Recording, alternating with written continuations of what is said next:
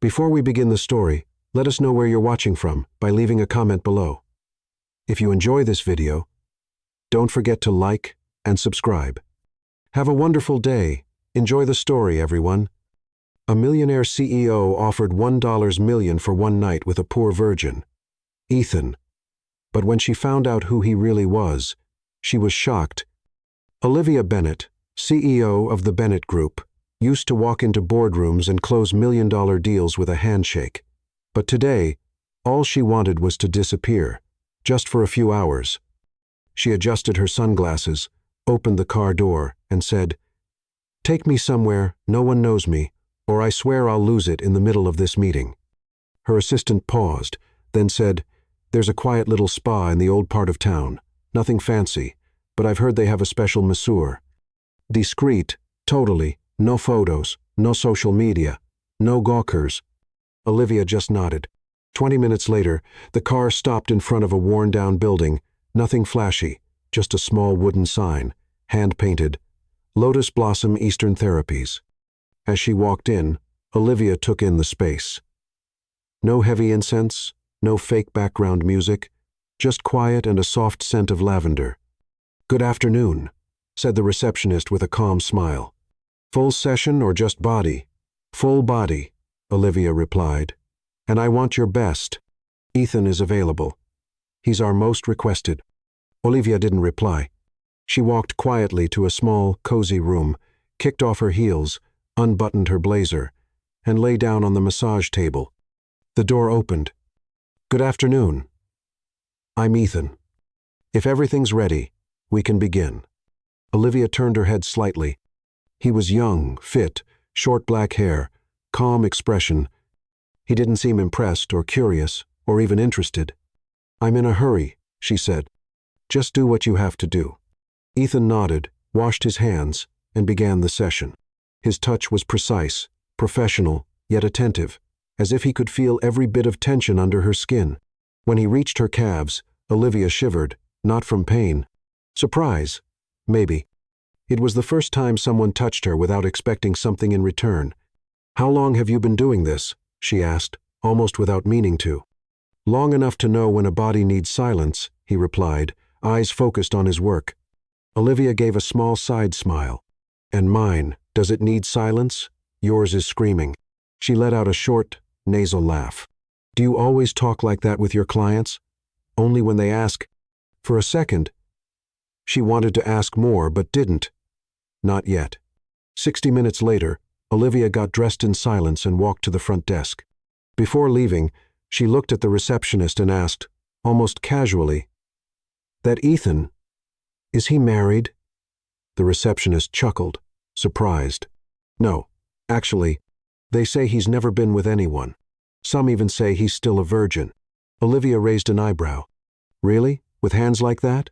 "Yeah, he's never accepted any offer. He's private." "That's interesting." Olivia turned and walked out. In the car, she crossed her legs and leaned her head against the window. Virgin, she thought. Interesting. Even more surprising, she couldn't stop thinking about him. The next day, before the spa even opened, Olivia was already there, this time with a different energy. Something between a challenge and curiosity. "I want the same person from yesterday, Ethan, no substitutes," she told the receptionist firmly.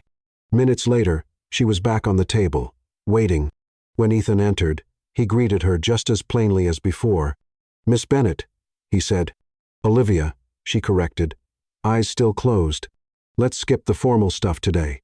He didn't answer, just started working on her shoulders, just like the day before.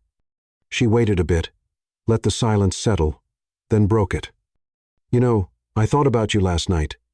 Hope it didn't keep you up," he replied calmly. "No, but I lost my appetite." She smiled. "You're strange, distant, like you're not trying to impress anyone, not even me."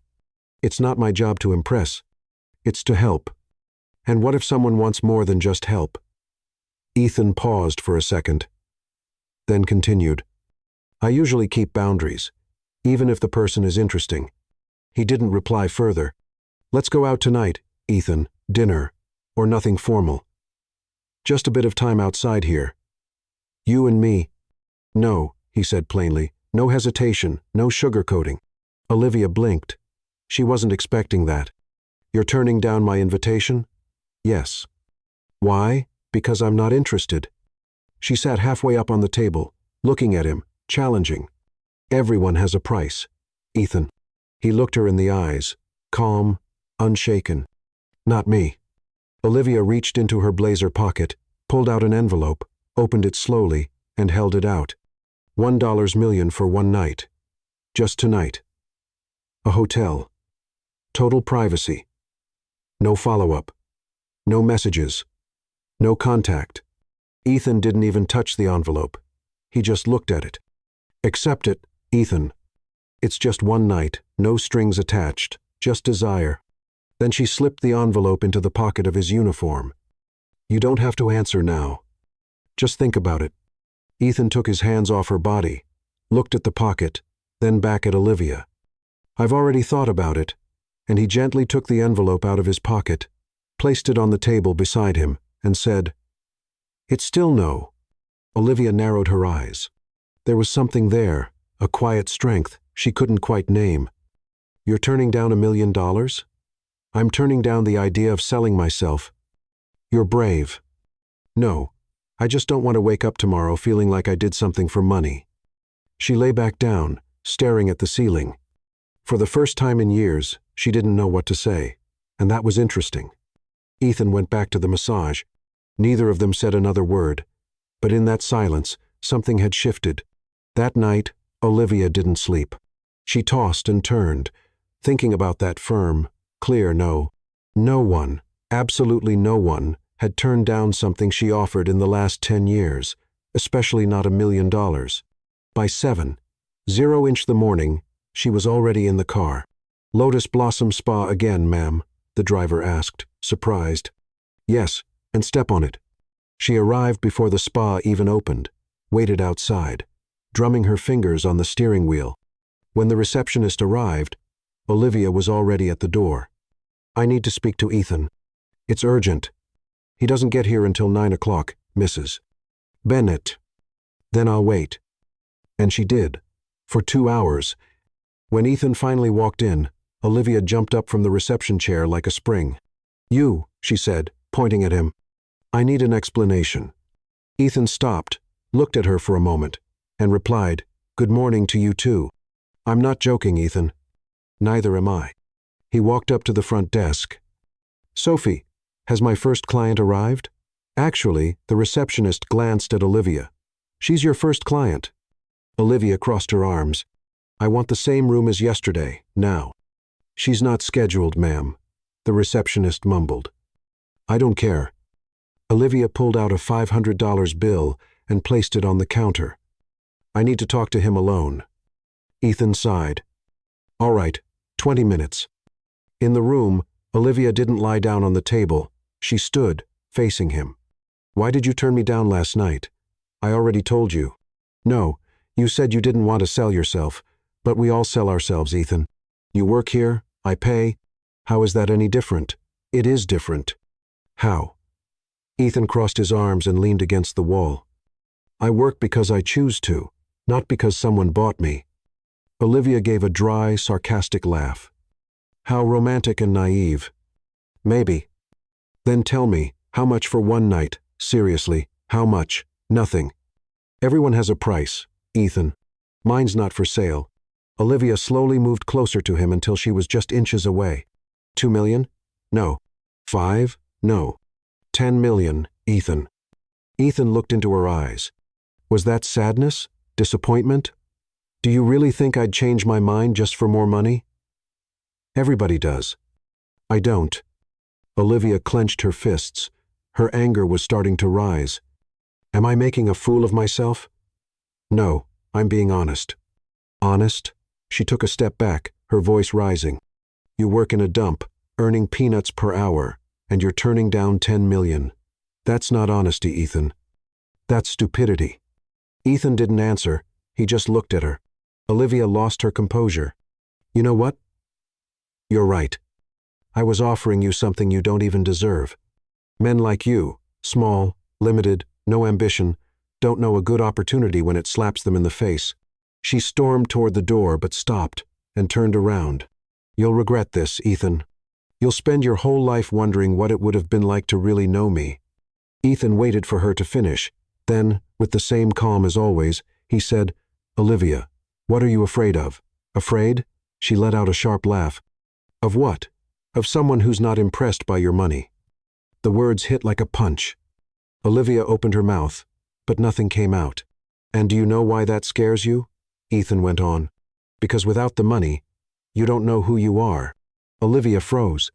For a second, it felt like he had seen right through her, like he had read every insecurity hiding behind her expensive suits and powerful meetings. "You," she began, but her voice gave out, "You can be mad at me, Olivia. You can curse me out, humiliate me, even try to get me fired, but it won't change the fact that someone told you no, and you don't know how to handle that." Olivia felt her face burn. She spun on her heels and stormed out, slamming the door behind her. In the lobby, every employee and a few clients looked her way. She walked past them like a storm, shoved the glass door open, and yelled at the driver, "Start the car now." Inside the car, she was breathing heavily, furious, humiliated, but also curious. Who the heck does he think he is? She thought. At lunchtime, one of the spa employees posted a short video on Instagram stories, just a few seconds long. Olivia storming out of the room, clearly upset. The caption read, "When the masseur turns down the rich lady's offer." Within 2 hours, the video had been shared 15 times. In 6, it was on TikTok. By the end of the day, masseur who said no to the CEO was trending in the city. Olivia only found out when her assistant called, sounding nervous. "Mrs. Bennett, have you seen social media today?" "Why?" "There's a video of you at the spa." Olivia hung up and opened Instagram. The video already had 50,000 views. The comments were brutal. "Looks like the rich lady got what she deserved." "Did she really offer him money?" Plot twist, the guy has integrity. "She's probably used to buying people." Olivia threw her phone on the couch and covered her face with her hands. For the first time in her life, she had become a joke on the internet, all because of a masseur who had the guts to say no. She woke up the next morning to 15 missed calls. Still in her nightgown, she ran to her laptop. The spa video was everywhere. YouTube, TikTok, Twitter, even the city's news website. The headline that stunned the most: "Millionaire CEO, humiliated by poor masseur." The comments were just as harsh. Finally, someone put that arrogance in check. "Bet she's never heard a no before. That guy must have strong values to say no to easy money. Did she really offer him $1 million?" Olivia slammed the laptop shut. She grabbed her phone and called her marketing team. "I want that video taken down now." "Mrs. Bennett, we already tried, but since it was posted by a private individual, we can't claim copyright." "Then make something up." "It doesn't work like that.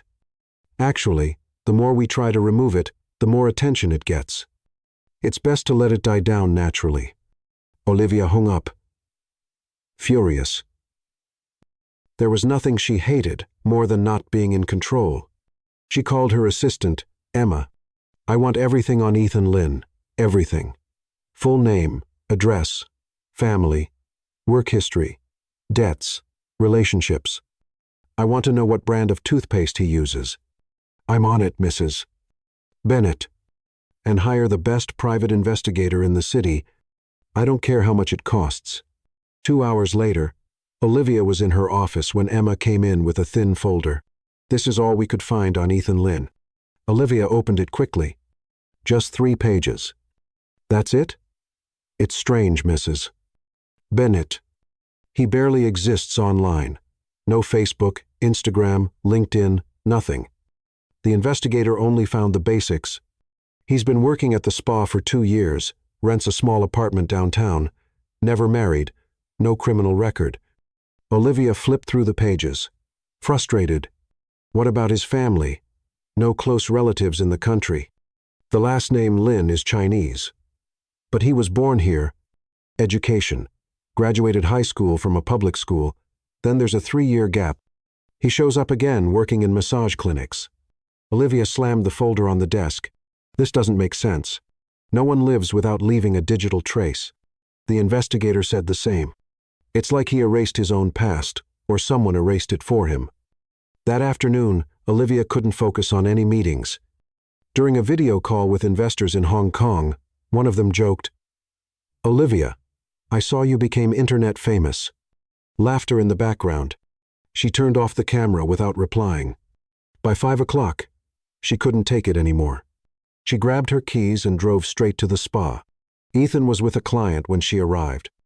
Olivia waited in the lobby, ignoring the curious glances from the staff. When he finished and walked out, he saw her. "You've got some nerve showing up here," Olivia said, standing. "This is where I work." For now, Ethan didn't answer. He walked to the front desk and spoke with Sophie about the next appointment. "I'm talking to you." Olivia raised her voice. Everyone in the lobby turned to look. Ethan sighed and turned around. "What do you want, Olivia? I want to know who you really are." "I'm a massage therapist." "Liar." She stepped closer, speaking softly but firmly. "No one acts, speaks, or looks the way you do, and is just a neighborhood massage guy. Maybe your prejudices are showing. This isn't prejudice. It's experience. I've negotiated with CEOs, presidents, millionaires. I know power when I see it, and you have power, Ethan. I just don't know where it comes from." Ethan stared at her for a long moment. "And what if I really am what I seem, just a regular guy who doesn't want to sell out?" "I don't believe it." "Then that's your problem, not mine." Olivia clenched her fists. "You humiliated me in public. I just answered your question. Your answer made me a joke. Your actions made you a joke. I just witnessed it." The coldness in his voice made her even angrier. "You're going to regret this, Ethan. I'll find out your secrets, and when I do, I'll use them against you." "Find out what? That I work honestly? That I pay my bills on time? That I treat people with respect? No one is that perfect. I'm not perfect. I'm just not what you want me to be." Olivia turned to the receptionist. "Sophie, right? How much does he make here?"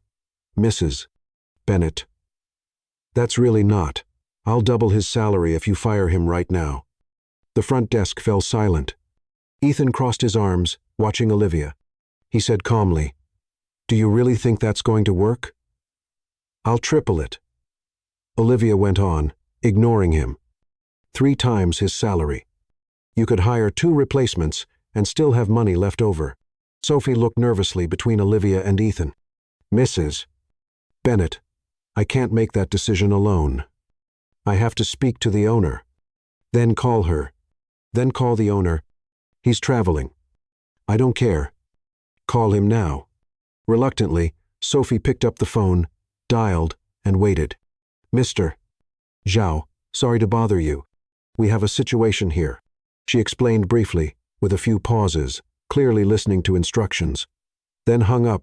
"Well?" Olivia asked, confident. He said. Sophie glanced at Ethan awkwardly. He said, "If you want to fire Ethan, you'll have to buy the whole spa." Olivia blinked. "What do you mean, Mr. Zhao said Ethan is the most requested professional. Half the clients come here just for him. Firing Ethan would be like shutting down the business." Olivia's smile slowly faded. "How much is the spa, Mrs. Bennett? How much?" Sophie swallowed hard. "It's not for sale." Olivia stood still for a moment, processing, then turned to Ethan. "You planned this, didn't you? Made yourself indispensable on purpose. Or maybe I'm just good at what I do." At that moment, a man in a suit entered the lobby, tall, broad-shouldered, looking like a security guy. "Mrs. Bennett? Yes? I'm Miguel. From your corporate security team. I need to speak with you. It's urgent."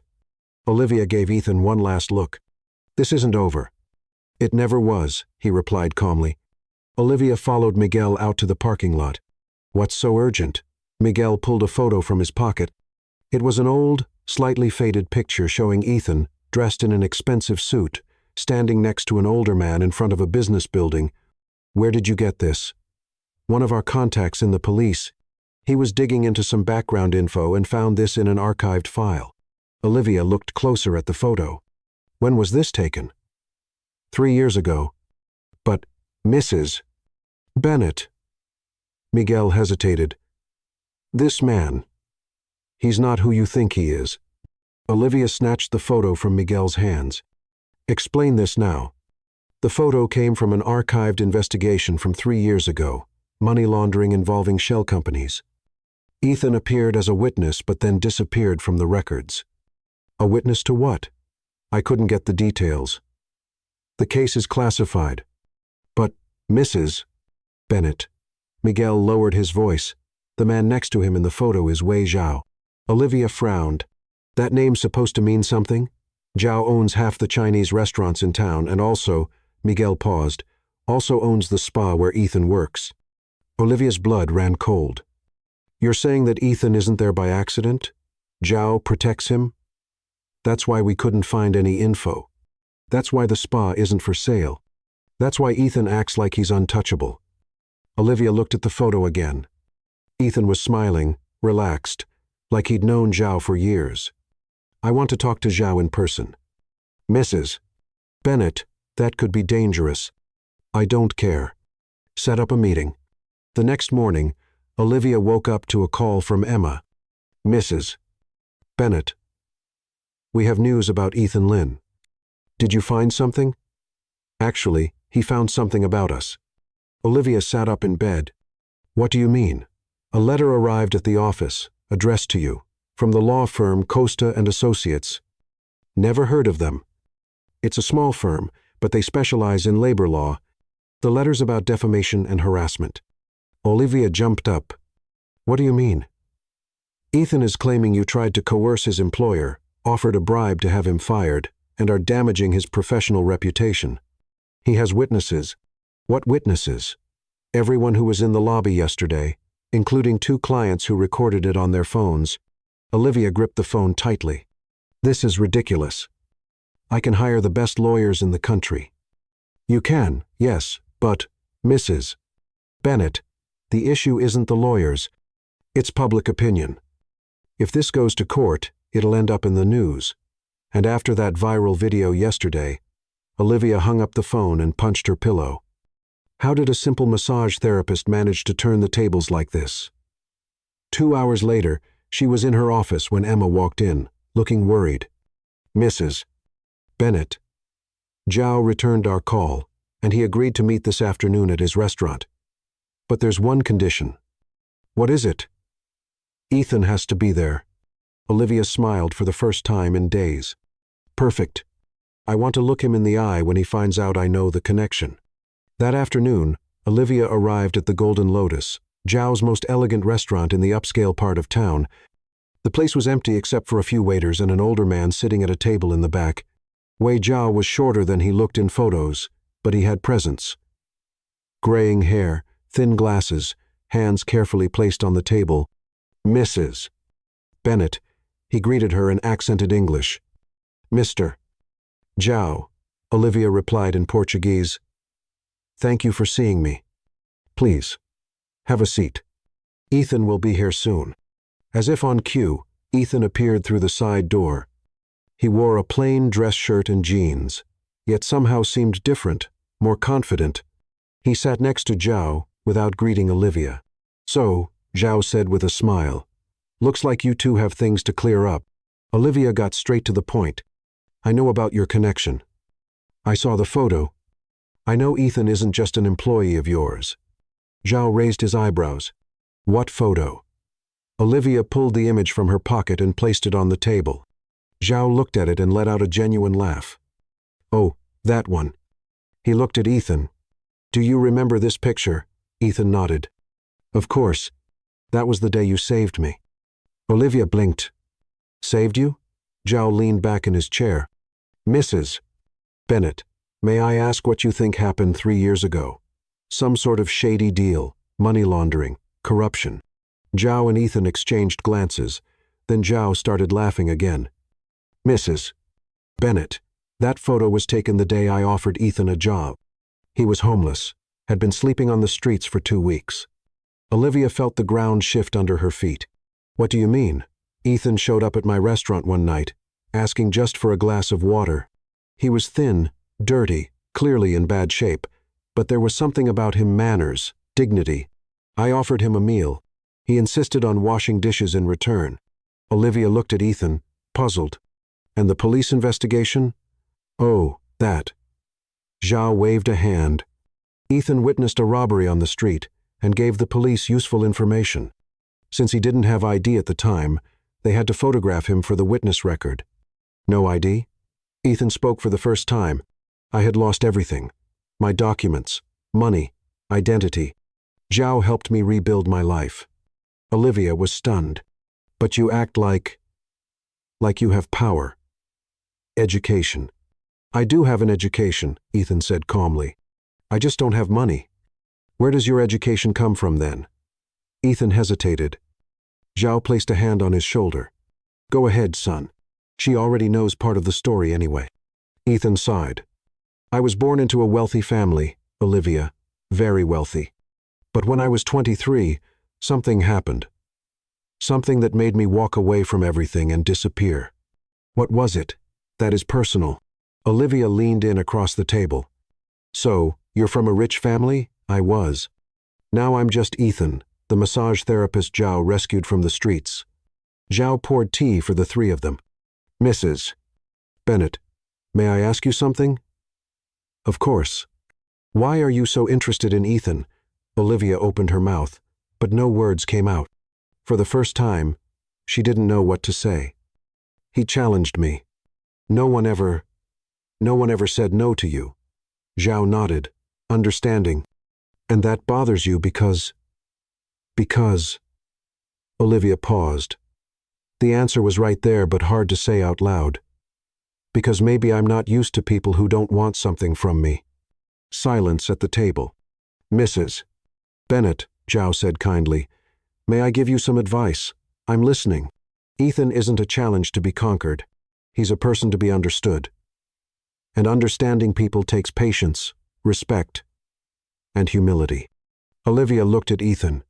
He wasn't looking at her with anger or judgment, just curiosity. You really don't want anything from me? She asked plainly. Not in the way you've been offering it. What would be the right way? Ethan thought for a moment. Honesty. I've been honest. Have you? Ethan leaned in slightly. Or have you just been trying to buy something that's not for sale? Olivia went quiet. Zhao stood up.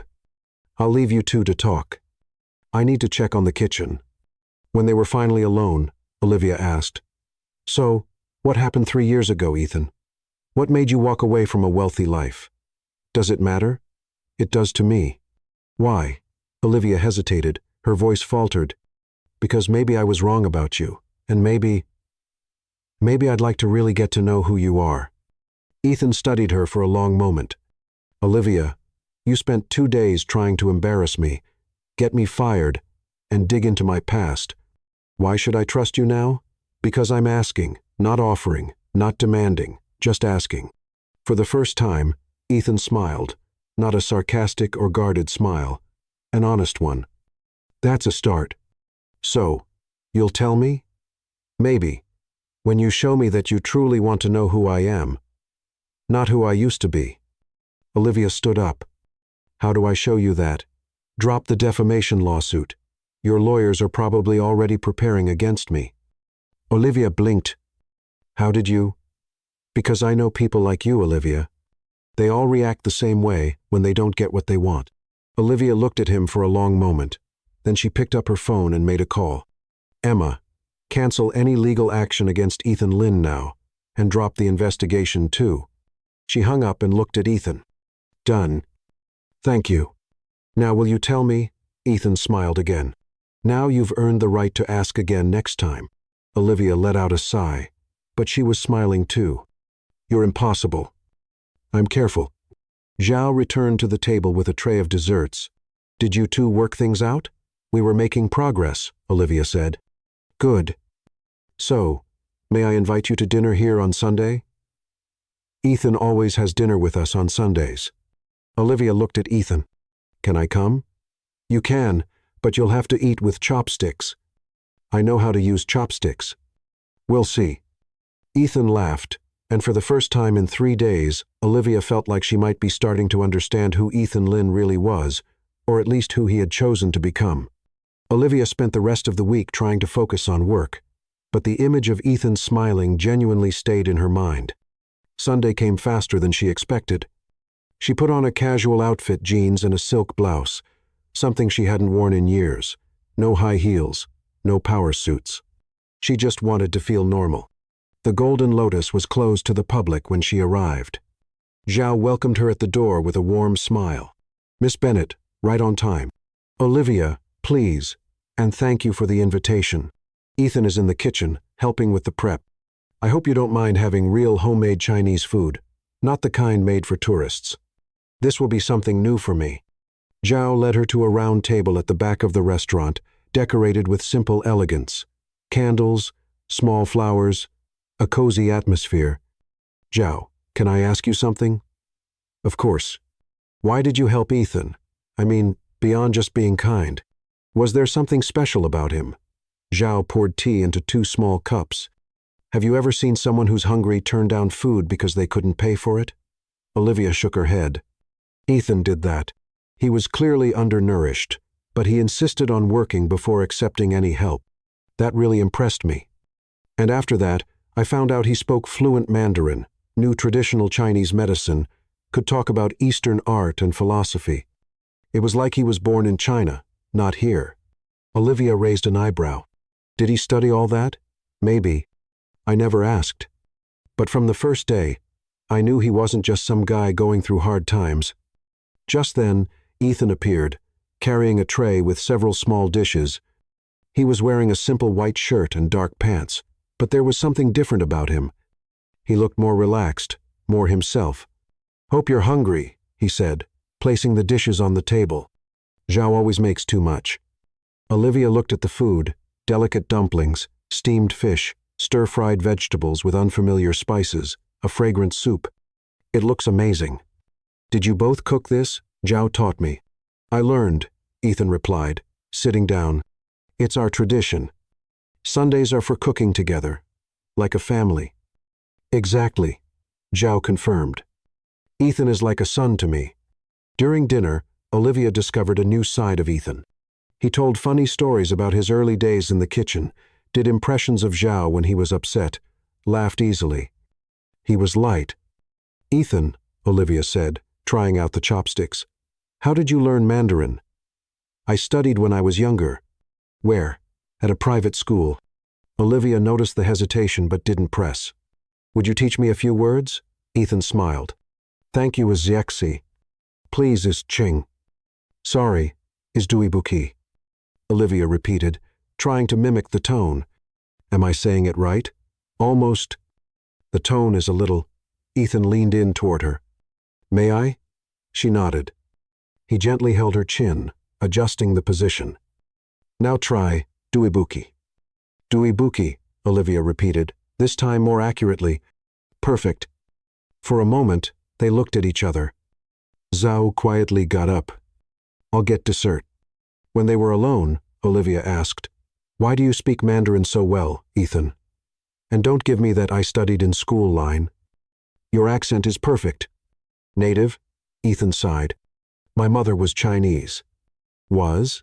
She died when I was 15. "I'm sorry." "She taught you the language, the culture, the cooking."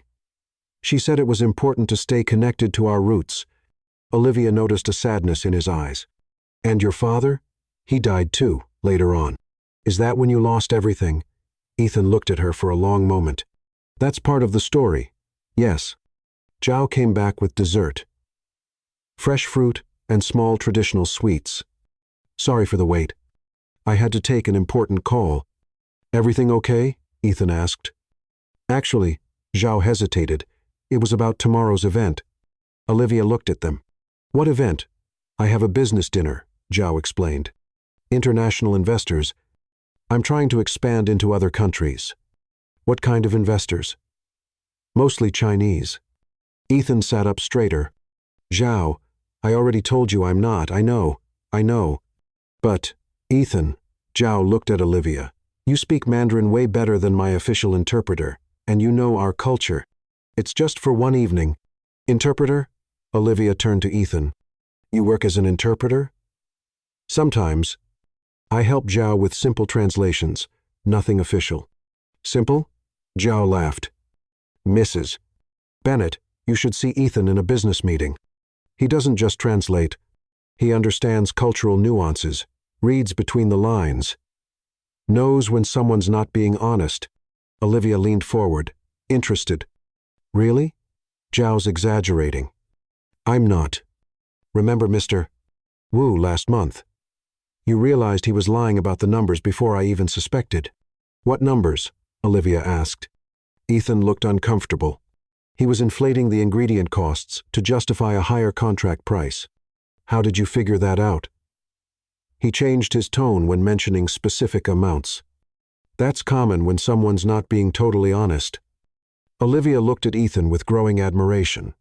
Where did you learn that? Experience. What kind of experience? Before Ethan could answer, Olivia's phone rang. It was Emma. Sorry, she said, answering. Hello, Mrs. Bennett. Sorry to bother you on a Sunday, but we have an emergency. What kind of emergency? Tomorrow's meeting with the Korean investors. The official interpreter just canceled flu. Olivia felt her stomach tighten. The meeting was crucial for a $15 million expansion. We don't have a backup. We tried 3 agencies already. It's a holiday weekend in Korea. All the good interpreters are booked. Olivia looked at Ethan, who was talking quietly with Zhao. Emma, give me 10 minutes. I'll take care of it. She hung up and turned to the table. Zhao, about that business dinner tomorrow. Yes? Is it, by any chance, at the Hyatt Regency?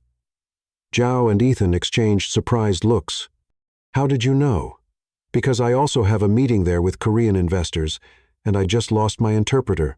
Ethan straightened up. What kind of meeting? Bennett Group, expansion into the Asian market, $15 million in initial investment. Zhao whistled softly. That's a big meeting. Very big. And if I can't communicate properly.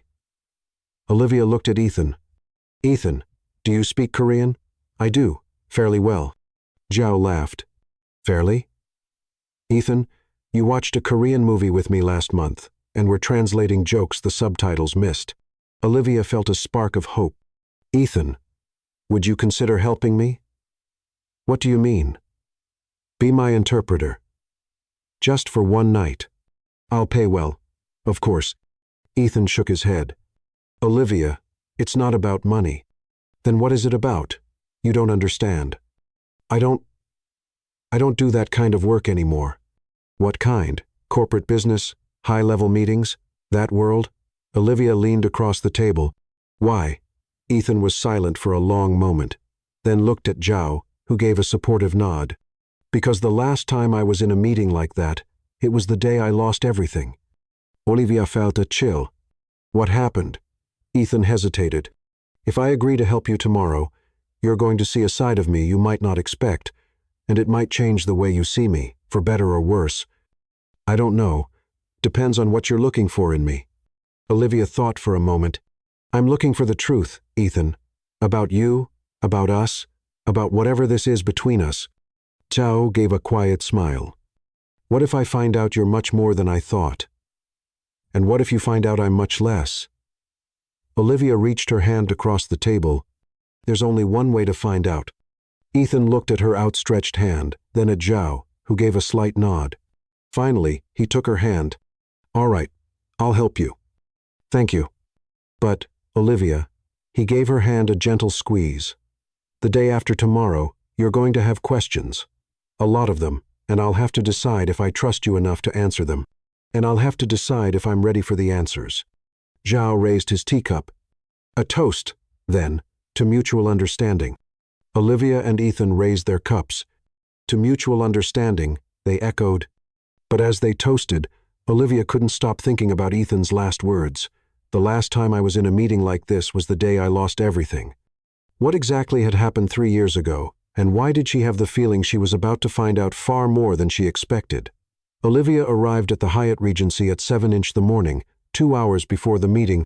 She wanted to go over all the documents and get mentally prepared, but mostly she wanted to talk to Ethan before the investors arrived. He was at the front desk, wearing a dark gray suit that surprised her. It wasn't expensive, but it fit him perfectly. And there was something different about the way he carried himself, more upright, more confident. "You look different," Olivia said as she approached. "Clothes make a difference. It's not just the clothes, Ethan. It's you. You seem like you belong here." Ethan looked away. "Shall we go over the meeting strategy?" They went up to the reserved room. Olivia spread documents across the table but noticed Ethan wasn't paying attention to the papers. He was staring out the window, tense. "Ethan, are you all right?" "I'm fine. It's been 3 years since I've set foot in a place like this." "What's special about this place?" "It's not this place in particular. It's places like this, luxury hotels, corporate meetings, people in expensive suits talking about millions." Olivia sat on the edge of the table, studying him. "Was that part of your old life?" "It was my old life. Do you want to talk about it?" Ethan sighed and stepped away from the window. "Olivia, if I tell you, it'll change everything between us. You won't see me as Ethan, the massage therapist, anymore. You'll see me as someone else. And is that a bad thing? Depends on what you're looking for in me." Olivia stood and walked over to him. "I'm looking for the truth, whatever it is." Ethan looked into her eyes for a long moment.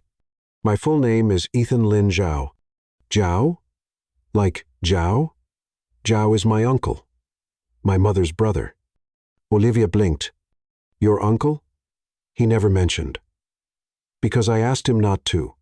When I showed up at the restaurant 3 years ago, I didn't want anyone to know who I was, not even that we were family." "Why?" Ethan sat in one of the meeting room chairs.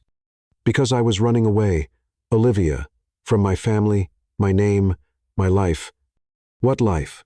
"Zhao Corporation. Ever heard of it?" Olivia felt the blood drain from her face.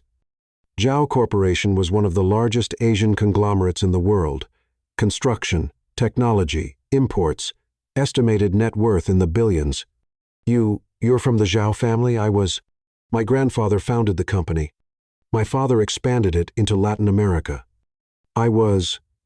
He hesitated. "I was the heir." Olivia sank into a chair. "Heir to billions of dollars?" "That's right." "And you gave it all up to be a massage therapist?" "I gave it up because it didn't fit who I am." The silence in the room was deafening. "What do you mean?"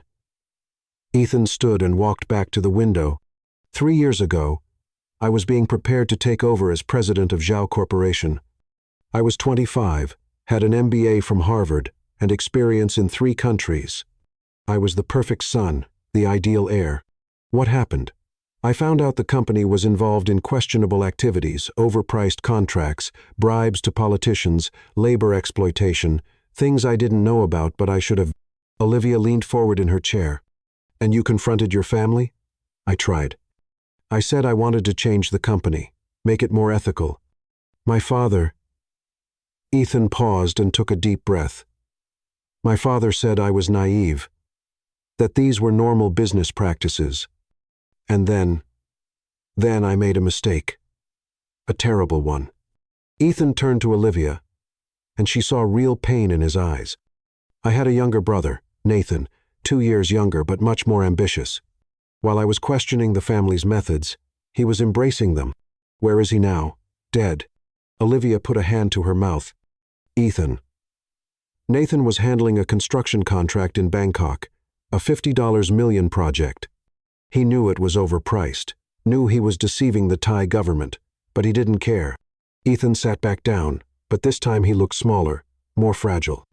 "I tried to stop him," he said. "I told him I would expose the scheme if he didn't cancel the contract. We fought. He called me a coward, said I didn't deserve to be the family heir." "What did you do?" "I went to Bangkok in person.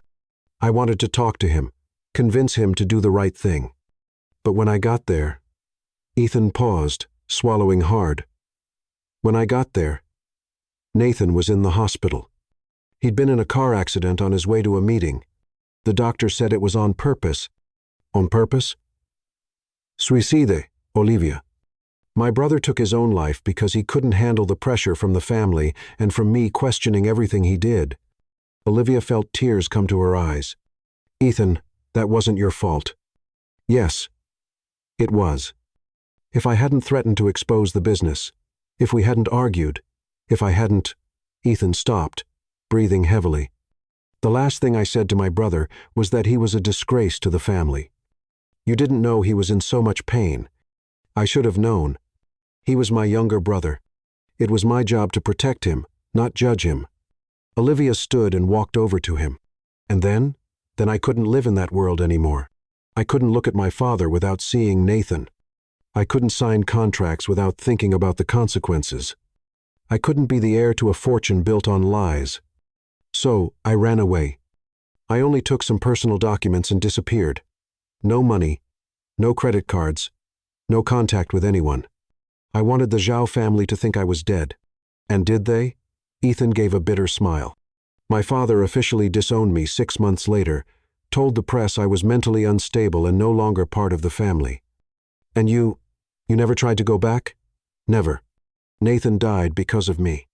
The company kept doing what it always did. And me, I didn't know who I was without the family's money.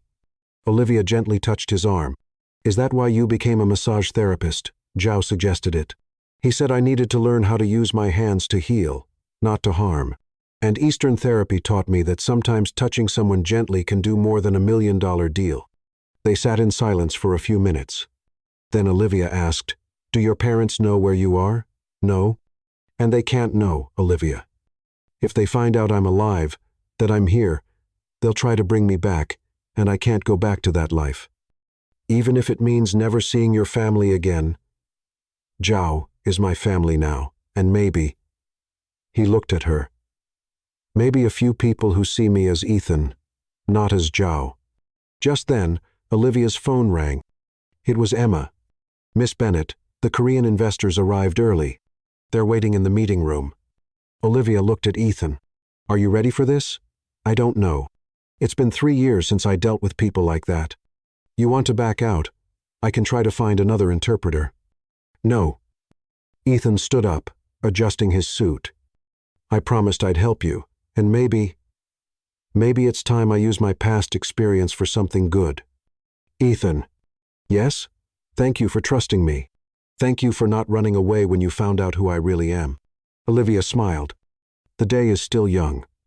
They both laughed, and for a moment, the tension eased. Shall we? Olivia asked. Let's go. But, Olivia, if at any point during the meeting you notice I've changed, that I seem like a different person, don't be scared. When I'm negotiating, I become the old version of myself. And that's bad? Depends on whether you'll still love me after seeing that side of me. Olivia stopped in her tracks. Love? Ethan realized what he just said and blushed. I meant, if you'll still respect me. No, Olivia stepped closer to him. You said love. That's what you said. Ethan looked into her eyes. I did. Why did you use that word? Because, he hesitated. Because I think that's what's happening to me. I'm falling in love with you, Olivia, and I'm afraid that once you see me in action, once you remember who I used to be, you'll change your mind about us. Olivia held his face in both hands. Ethan Lin or Ethan Zhao or whatever name you choose, I'm falling in love with you too, and nothing I see today will change that. They kissed right there in the hotel hallway, a long, deep kiss full of unspoken promises. When they finally pulled apart, Ethan smiled. Now I'm ready for any meeting, even if it's with people who might recognize me.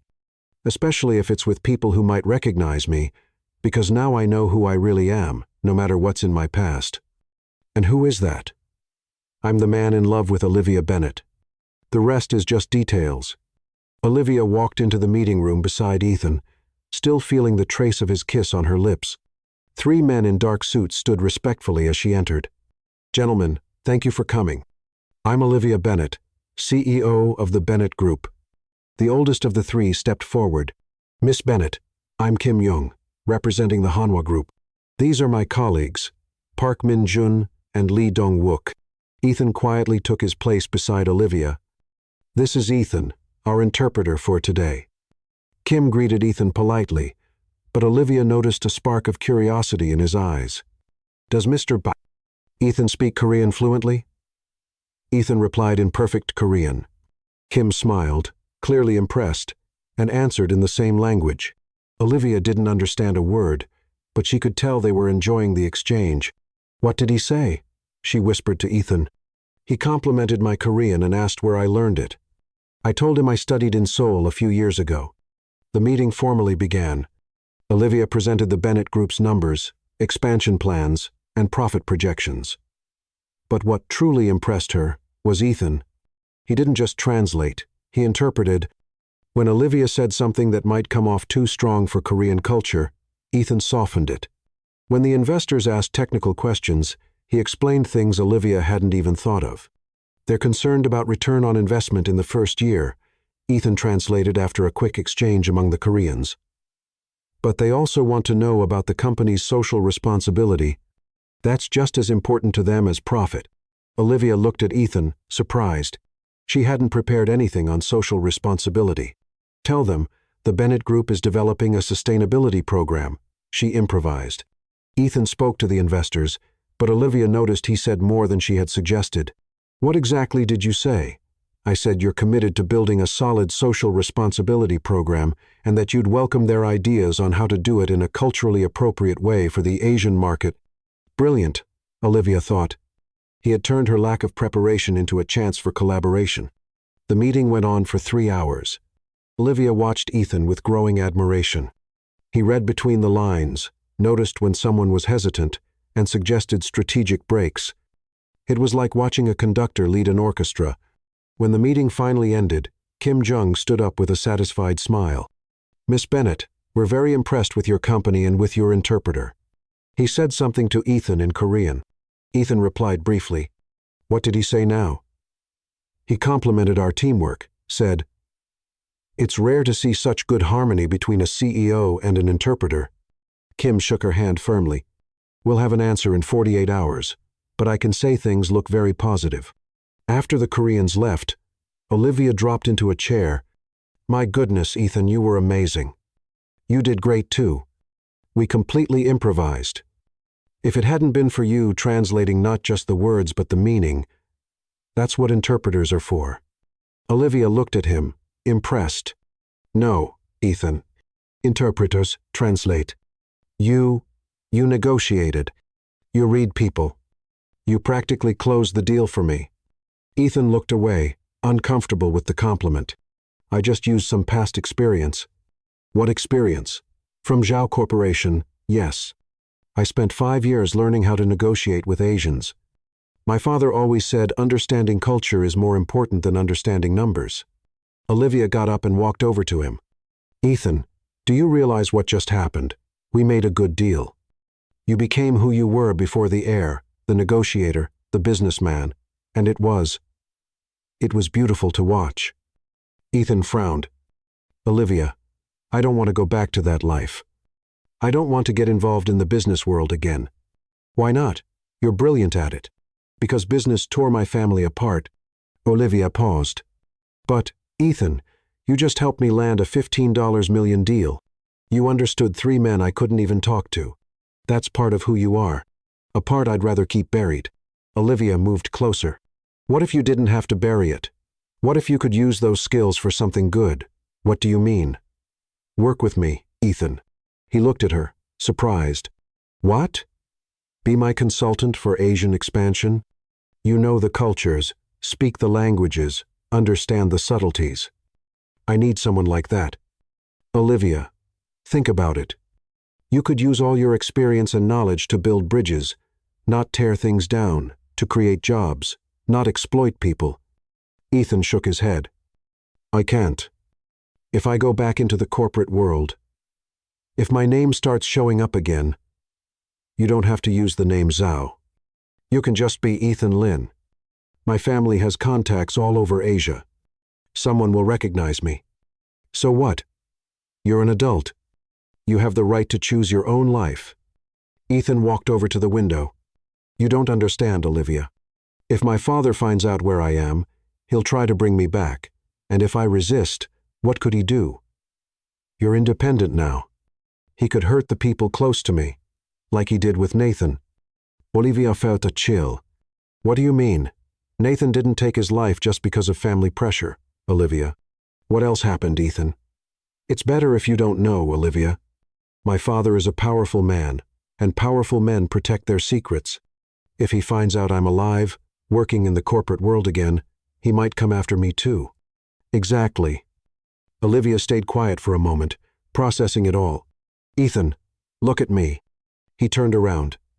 Are you afraid of your family, or afraid of becoming the man you used to be? Both.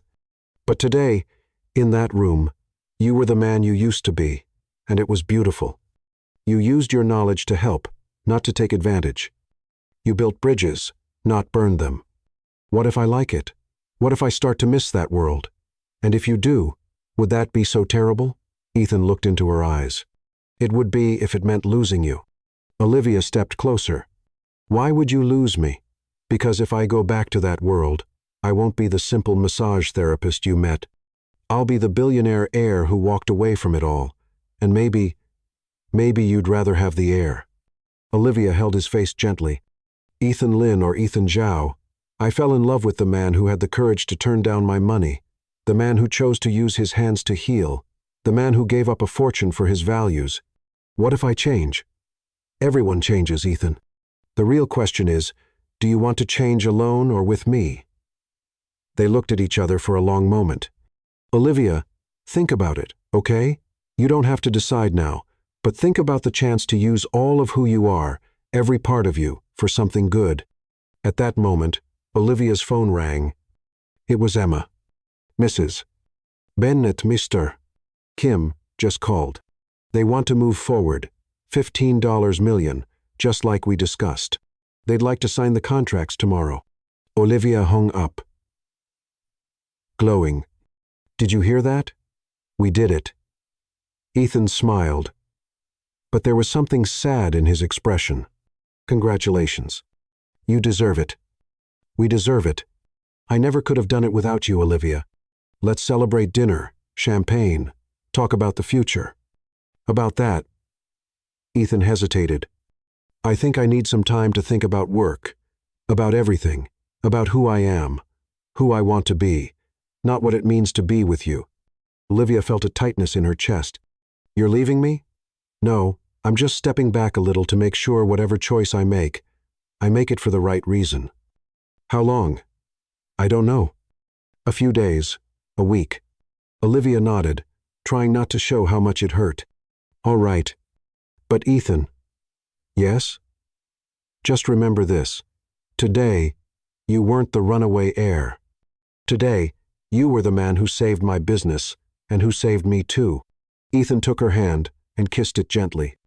Olivia Bennett, you're amazing, and I hope I'm brave enough to deserve you. He walked out of the room, leaving Olivia alone with $15 million in contracts and a broken heart. Outside, Ethan stopped in the hallway, leaned against the wall, and took a deep breath. For the first time in 3 years, he had felt like the real Ethan Zhao, and that scared him more than anything. But it also made him feel alive again. The question was, did he have the courage to live? Olivia went 5 days without hearing from Ethan, 5 days that felt like 5 years. She tried to focus on work, on the contracts with the Koreans, on endless meetings, but her mind kept drifting back to him. On Friday afternoon, she was signing documents when Emma walked into the office with a look that meant bad news. Mrs. Bennett, someone's here to see you. If it's about a meeting, reschedule for Monday. It's personal. He says it's urgent. Olivia sighed. Who is it? Carlos Rivera. Olivia's blood ran cold. Carlos Rivera, her ex-fiancé, the man she left 2 years ago, when she found out he was more interested in her money than in her. Send him up. A few minutes later, Carlos walked into the office with the smile she once found charming and now saw as completely fake. Olivia, darling, you look as beautiful as ever. What do you want, Carlos? Straight to the point.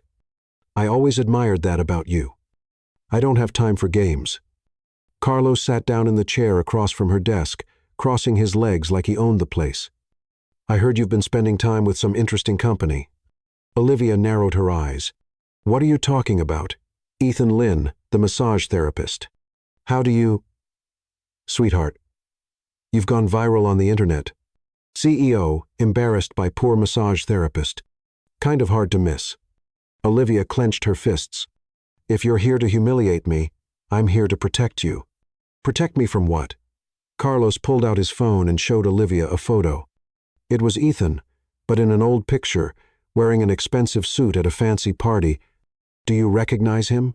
Olivia looked closer. It was definitely Ethan, but younger, smiling openly, standing with people she didn't recognize. Where did you get this? I have connections, sweetheart, and they told me some very interesting things about your massage therapist boyfriend. What things? Carlos put away the phone and leaned forward in his chair. Ethan Lin Zhao, son of Zhao Wei-ming, owner of Zhao Corporation, heir to a 4 billion fortune. Olivia pretended to be surprised. That's ridiculous. Is it? Then why is he working as a massage therapist? Why is he living in a tiny studio apartment? Why is he hiding his last name? Even if it's true, what's the problem? Carlos laughed. Olivia, you're too smart to be naive. A billionaire heir doesn't give it all up to become a massage therapist for the fun of it. Then why? Because he killed someone. Olivia felt the floor drop beneath her feet. What?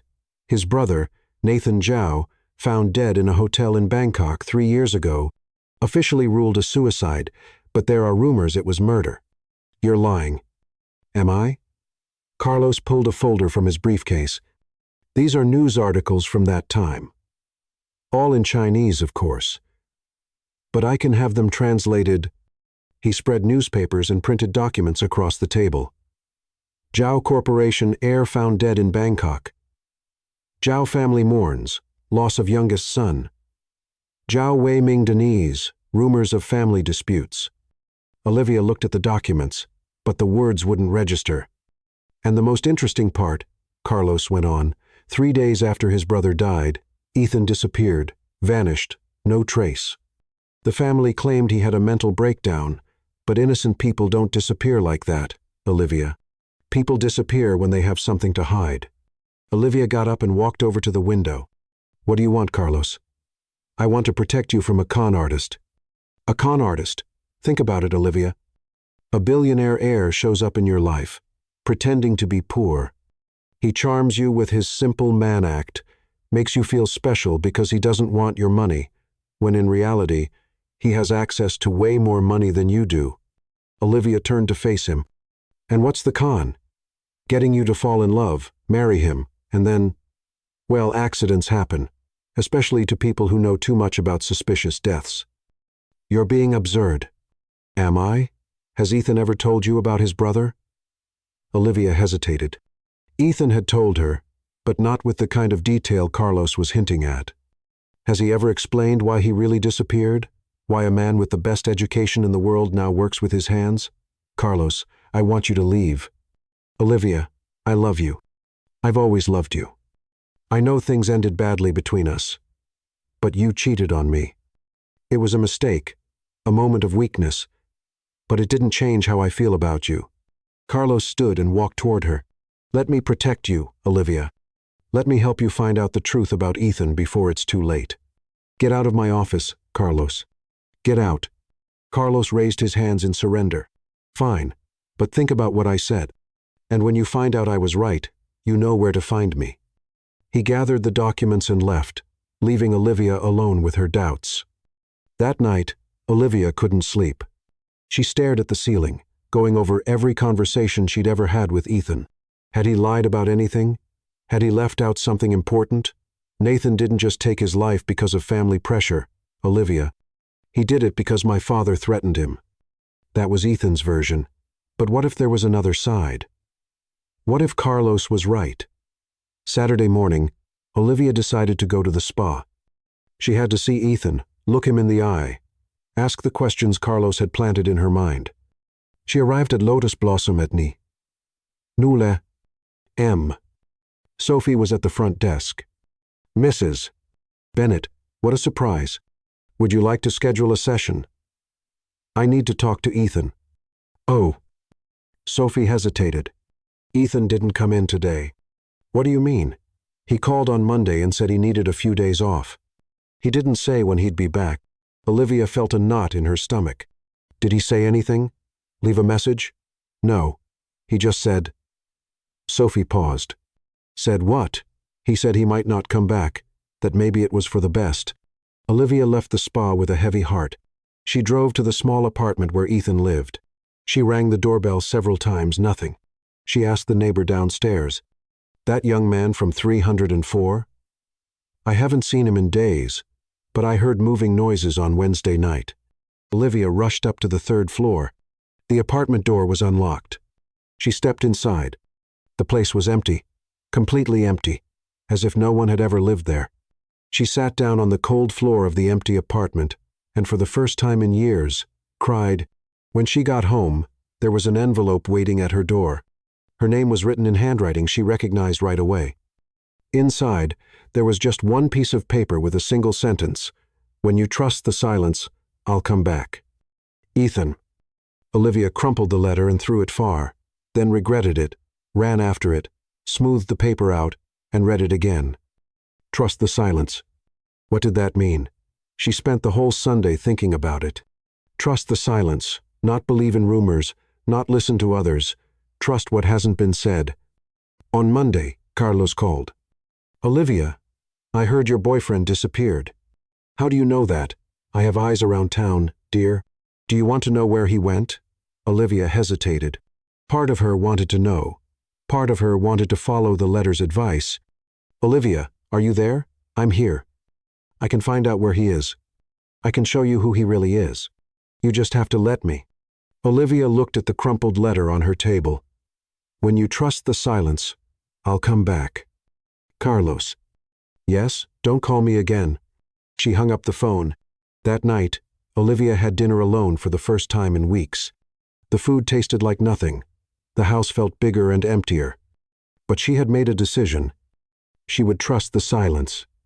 She would trust Ethan, even without knowing where he was. Even without understanding why he left. Even with all the doubts Carlos had planted, because deep down, she knew something Carlos didn't. She knew Ethan had cried when he talked about his brother. She knew his hands shook when he mentioned his family. She knew he looked at her like she was the most precious thing in the world. And people who pretend don't cry like that, don't shake like that, don't look like that.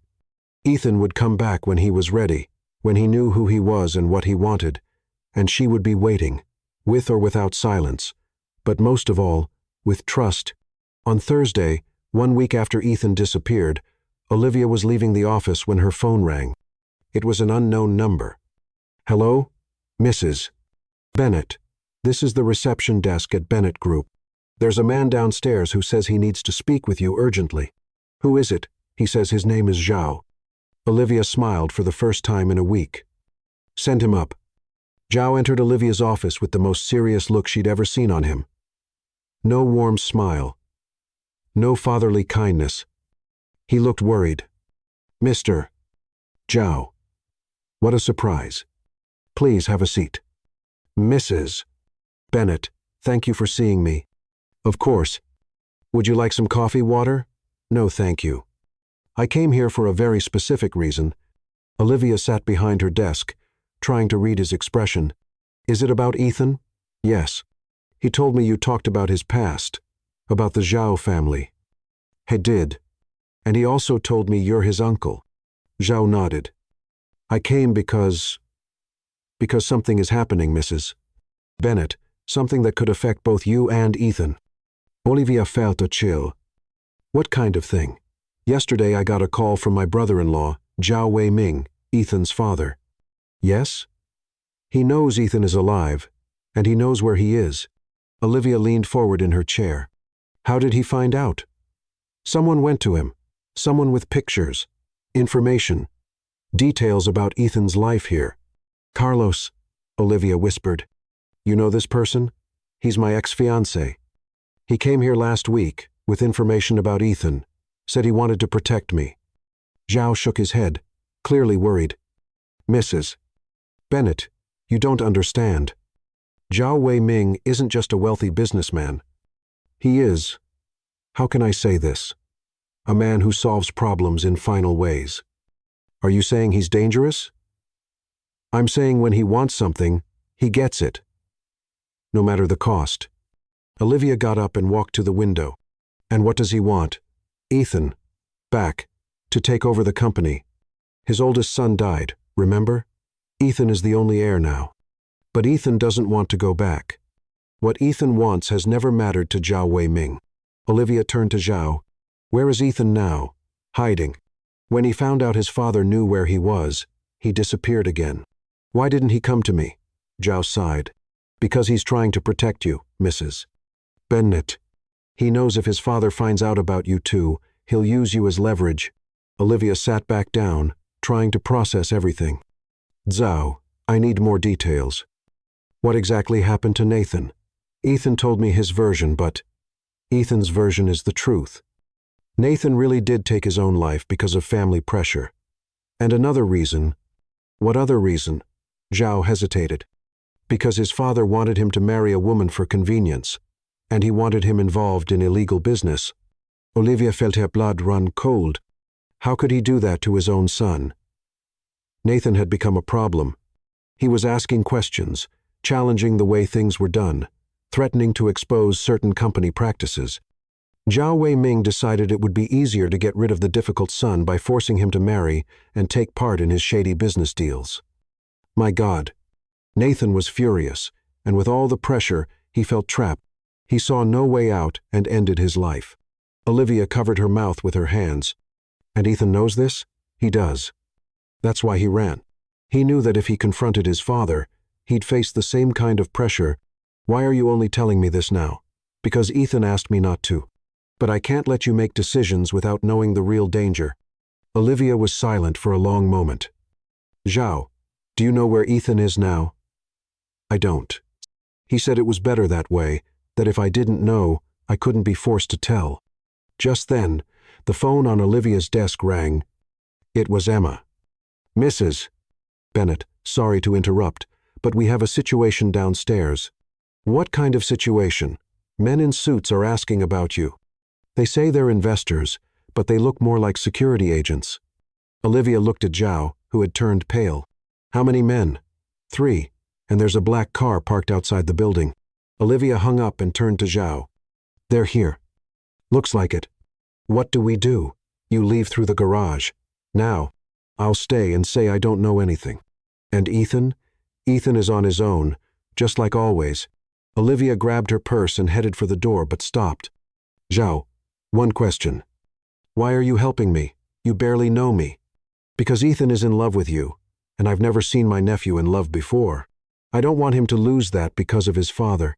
Despite the tension, Olivia smiled. Thank you. Mrs.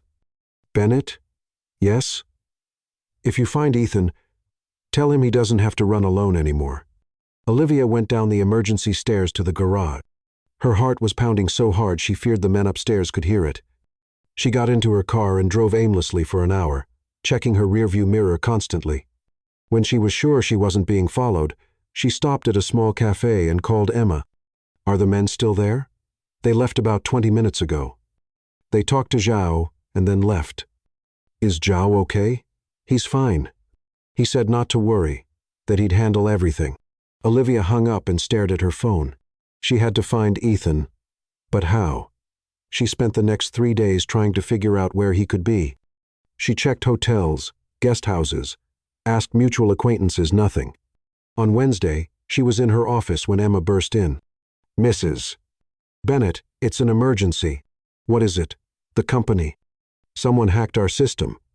All our client files have been leaked, financial data, contracts, confidential information. Olivia felt the world spin. When? This morning. Clients are already calling. Furious. The lawyers say we could face billion-dollar lawsuits. How did this happen? We don't know.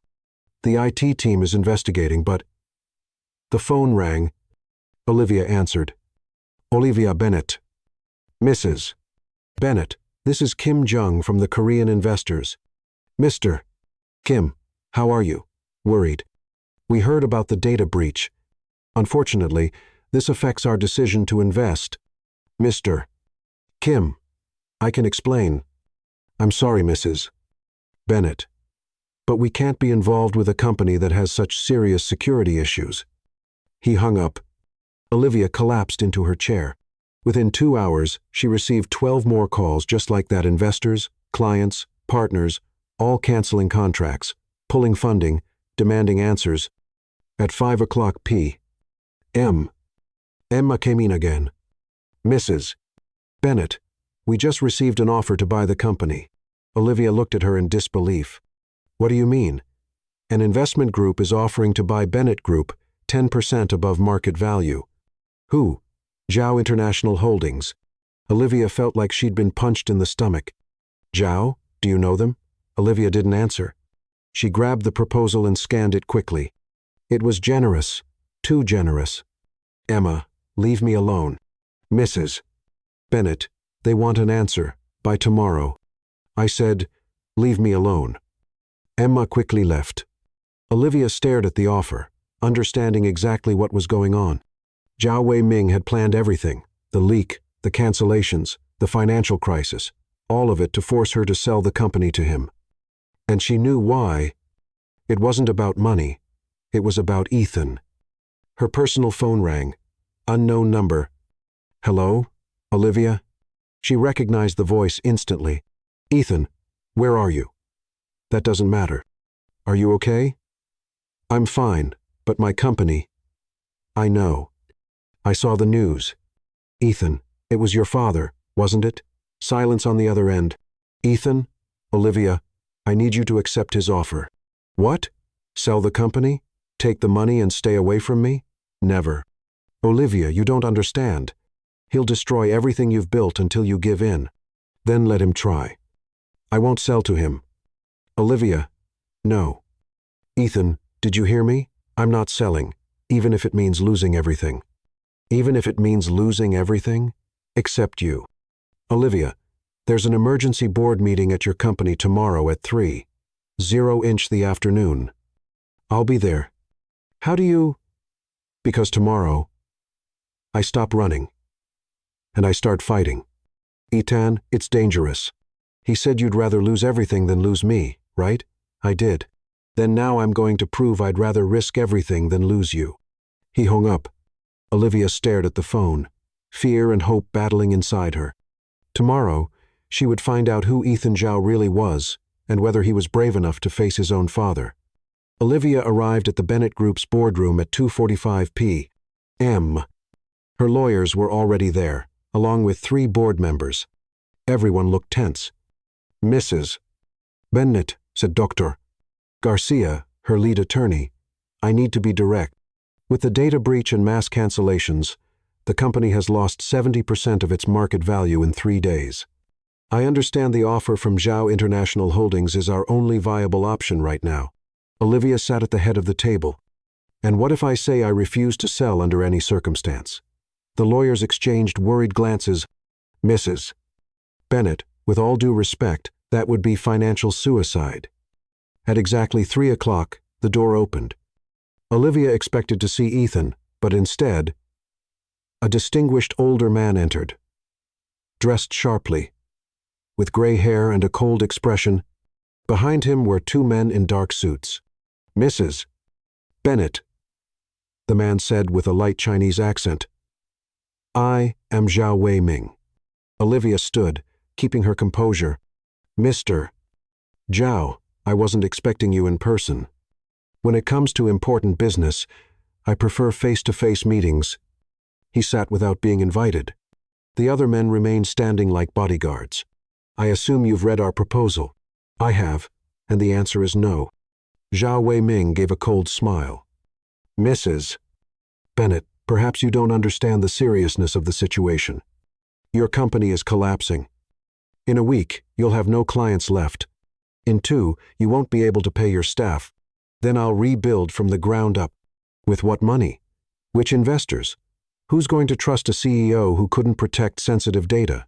Olivia leaned across the table. Mr. Zhao, let's stop pretending. You orchestrated all of this. didn't you?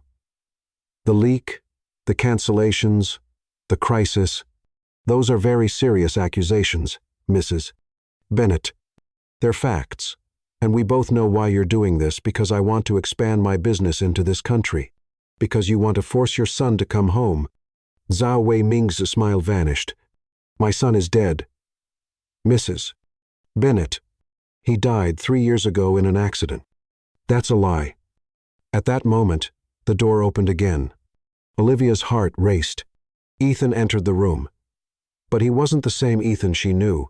He wore a flawless suit, stood tall, and looked confident. He looked powerful. Hello, father. The room fell silent.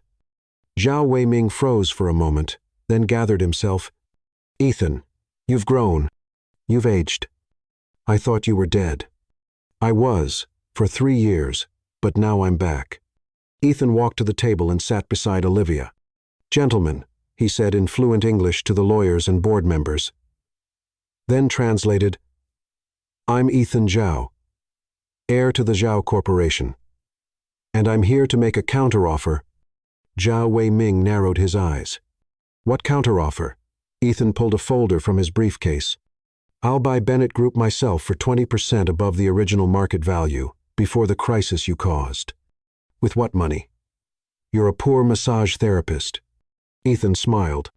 I'm heir to 40% of the Zhao Corporation shares that were never officially transferred because you never officially declared me dead. Zhao Wei-ming turned pale. Those shares were frozen. By you, illegally. I filed a lawsuit yesterday to unfreeze them. Ethan opened the folder and spread documents across the table. Here are the papers. My identity has officially been restored. The Chinese courts have released my assets, and I have enough money now to buy 10 companies like the Bennett Group. Olivia looked at Ethan, stunned. He was no longer the unsure massage therapist. He was the billionaire heir he had always been. Ethan, Zhao Wei-ming said, his voice lower, you don't understand what you're doing. I understand perfectly. I'm saving the company of the woman I love and stopping you from ruining one more innocent life. The woman you love? Zhao Wei-ming looked at Olivia with disdain. She only wants your money, Ethan, like all the others. Actually, Olivia said, standing up, I fell in love with him when I thought he had nothing, when I thought he was just a poor massage therapist. How convenient, Mr. Zhao Sneret. Olivia interrupted. I offered your son $1 million the first time we met. He turned it down. Then I offered 10 million, and he still said no. Do you know why? Zhao Wei-ming didn't answer. Because he's the most honest man I've ever known. He chose to use his hands to heal people instead of using money to control them. He chose humility over power. He chose love over revenge. Ethan took Olivia's hand. And now, Ethan said, I'm choosing to fight instead of run. Zhao Wei-ming stood up abruptly. Ethan, if you do this, if you buy that company, you'll be declaring war on me. No, father, I'm declaring independence. You have no idea what I'm capable of. I know exactly. I saw what you did to Nathan. Nathan was weak, just like you. Nathan was sensitive, like me. The difference is, I found someone who gives me the strength to be who I really am. Olivia squeezed Ethan's hand. Mr. Zhao, she said, I accept your son's offer. I'm selling my company to Ethan Zhao for 51%. Ethan added, Olivia will remain the majority partner. Zhao Wei-ming looked back and forth between the two, furious. You have no idea who you're messing with. Oh, we know, Ethan said, rising to his feet. We're standing up to a man who puts business above even his own children. A man who crushes honest companies just to get what he wants. A man who mistakes fear for respect. Ethan, his father continued, his voice steady but without anger. We're also standing up to a man who once taught me that family is sacred, who took me fishing when I was 5, who cried when my mother died. Zhao Wei-ming's eyes suddenly filled with unexpected tears. That man is still somewhere inside you. And when he's ready to talk to his son again, no threats, no manipulation, no power. I'll be here. Ethan headed toward the door, then paused. Oh, and father, give back the money you stole from Olivia's clients through that data breach, or I'll take it straight to the federal police. Zhao Weiming stood frozen in the middle of the room, suddenly looking very old and very tired. How did you know about the money? Because I know you, and because Zhao told me about your methods. Zhao Weiming muttered. My brother-in-law was always loyal to you. He's loyal to family, real family, not the kind built on fear. Zhao Weiming turned to Olivia. Are you sure about what you're doing, Miss Bennet? Absolutely. I'm marrying a man worth more than all your money combined. Marrying? Ethan looked at Olivia, surprised. Olivia blushed. Well, assuming you're going to ask me.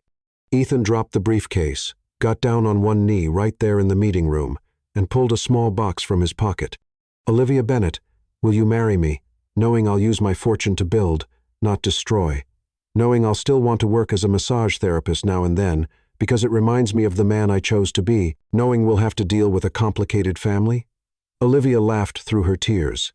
Yes, 1,000 times yes. Ethan slipped the ring on her finger and kissed her right there in front of the lawyers, the advisors, and his own father. When they finally pulled apart, Zhao Weiming had sat back down, staring at the papers on the table. The ring? He said quietly. It was your mother's. I know, Ethan replied. Zhao gave it to me. He said she'd want it to go to the woman who reminded me what truly matters. Zhao Weiming nodded slightly, still looking at the table. She'd be proud of you, Ethan. I know. And maybe someday you will be too. 2 months later, Olivia and Ethan were married on a quiet, secluded beach. Zhao was the best man. There were no crowds, no show, just the sound of waves, a sunset, and two people who found each other when they least expected it. Olivia wore a simple dress and was barefoot in the sand. Ethan wore a light suit, and he was barefoot too.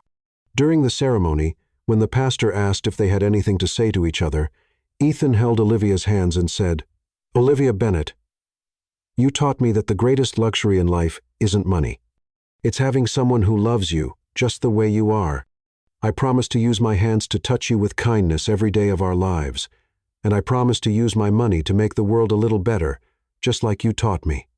Olivia, crying with happiness, replied, Ethan Zhao, you taught me that true power doesn't come from money. It comes from the courage to say no to what's wrong and yes to what's real. I promise never to try to buy love again, because I already have the only love that truly matters. They kissed as the sun fully set, with Zhao clapping and a few friends tossing rose petals. The next day, Olivia and Ethan announced the creation of the Bennet Zhao Foundation, dedicated to helping homeless youth and promoting ethical practices in business. And every night before going to sleep, Ethan would massage Olivia's feet, not for money, not out of duty, but out of love. Olivia finally understood that some things truly have no price. Zhao Weiming never tried to contact them again, but 6 months after the wedding, a gift arrived, a cherry tree, planted in the garden of their new home. With a card that simply read, For shade and blossoms, a father who is learning, Ethan planted the tree himself, and sometimes, when no one was watching, Olivia would catch him talking to it, as if he were talking to his father. Some kinds of love, after all, deserve a second chance too.